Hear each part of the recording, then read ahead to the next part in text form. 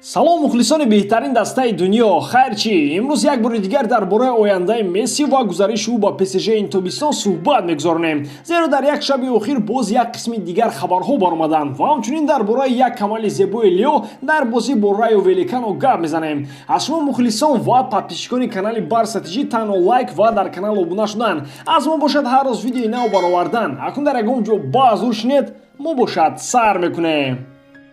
Дӯстон, рӯзи 31 январ Барселона метавонад қасди худро аз Атлетик Билбао гирад барои мағлубият дар финали Суперҷоми Испания. Ин бозӣ дар доираи Ла Лига мегузарад ва Месси низ тайёр аст нишон диҳад ки дар Испания ҳоло ҳамун шоҳ мебошад. Дӯстони Маъзадини Ccылкаи дар ин вохӯрӣ ба ғолибияти Барселона боварӣ дорад. Аз ҳамин сабаб ман дар онҳо 10,000 рубл ставка хоҳам кард. Зеро дар ҳоли бой додани ставкаатон маблағ ба ҳисоbatон бармегардад. Барои имкониятро истифода бурдан ба дани пользователи даромада участия в аксияҳро фаъол кунед. Ссылкаи Бози дар комментарияи ин видео.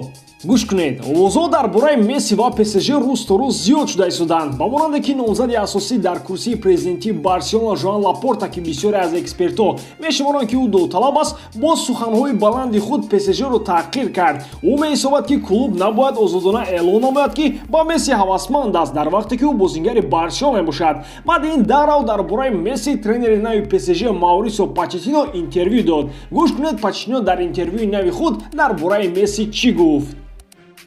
оё ман мехоҳам Мессиро дар ПСЖ бубинам? Чизе ки ман нагӯям дигарон ноҷо мефаҳманд. Ба ман писанд аст бозингароне ки дар дастаи ман қарор доранд. Аммо футболбози бузург дар дилхо даста ва дилхо чемпионат мутобиқ мешавад. Бале ман фикр мекунам ки ҳар як тренер мехоҳад Мессиро тренерӣ кунад. Ин як муваффақияти калон ва шарафи бузург аст бо ин гуна футболбоз кор кардан. Вале ӯ ба ПСЖ мегузарад ё на саволи калон боқӣ мемонад ва ин саволро шумо набояд ба ман диҳед. Агар шумо аз ман бипурсед, то ман дар ҳаётам пеши роҳи клубро намегирифтам. Ман дар ҷаҳон тренерро намешиносам ки аз ин гуна трансфер даст кашад. Акнун биёед як қисми интервюи Роналд Куманро гӯш кунем ки дар видеои гузашта набуд, ки дар он ҷо тренер озодона дар бораи ояндаи футболбоз гап зад. гӯш кунед, Месси бозингари Барселона аст. То тамом шудани шартномаи ӯ рӯзҳои зиёд боқӣ мондааст. Дар якчанд моҳ дар дунёи футбол ҳар кор шуданаш мумкин. Ман мехостам ки дигар ин гуна саволҳо ба ман дода нашавад, барои он ки ба ин гуна саволҳо ман як ҷавоб дорам ки дам ба дам такрор мекунам. Майлаш, як бори дигар такрор мекунам. Месси бозингари Барселона аст. Ман ҳамчун тренери даста мехоҳам ки ӯ дар даста боқӣ монад ва карьераи худро дар ин ҷо ба анҷом расонад. Вале ҳамаи чиз аз худи Лео вобастагӣ дорад. Ман намедонам баъди 1-2-3 моҳ чӣ рух медиҳад. Ман ҳаминро медонам ки ӯ айни ҳол дар Барселона хушбахт аст ва дар тамринҳо ҳамаи қувваи худро медиҳад. Кадом қарорро Лионел қабул мекунад, ин фикри шахсии ӯ аст. Фикри ӯро танҳо роҳбарияти нави Барселона иваз карда метавонад. Аммо сад афсӯс ҳозир Барселона дар ҳолати бад қарор дорад, зеро мо президент надорем. Фикр мекунам ба ин саволҳо бояд дар моҳҳои март баргардем. Хубтараш баъди тамошавии сезон.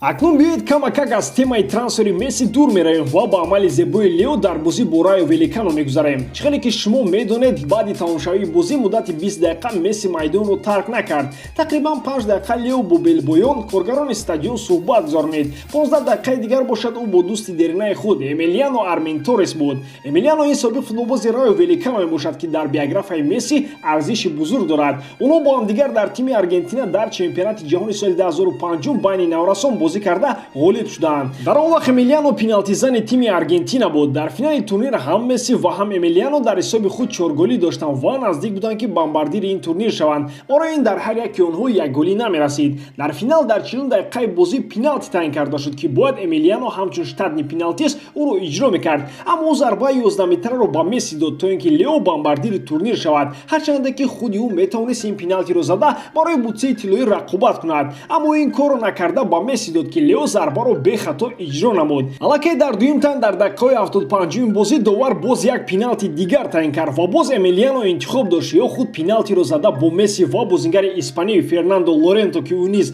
дар ҳисоби худ 5 гол дошт баробар шавад, ё ин ки пеналтиро ба Месси дода ӯро расман бомбардири ҷоми ҷаҳон дар соли 2005 намояд. Чӣ хеле ки шумо аллакай пай бурдед, Эмилиано ба Месси шанс дод ва ӯ низ бори дуюм ӯро ноумед накард. ҳамин тавр наврасони Аргентина дар ҷоми ҷаҳони соли 2005 қаҳрамон шуданд. Месси бошад беҳтарин бомбардир ва беҳтарин бозингари ин турнир дониста шуд.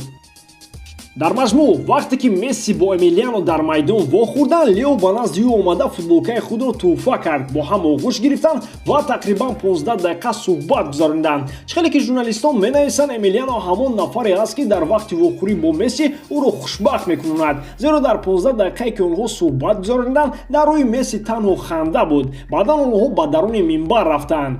Инам хеле гапу чап дӯстон. Ба ҳамин видео имрӯза тамом. Дар ҳама ҳолат барселонаро дӯст доред ва канали барсатиҷиро дастгирӣ кунед. Дастгирии шумо пешравии мо. Бо шумо буд Муҳаммад Гаиров. Хай дар паноҳи Аллоҳ.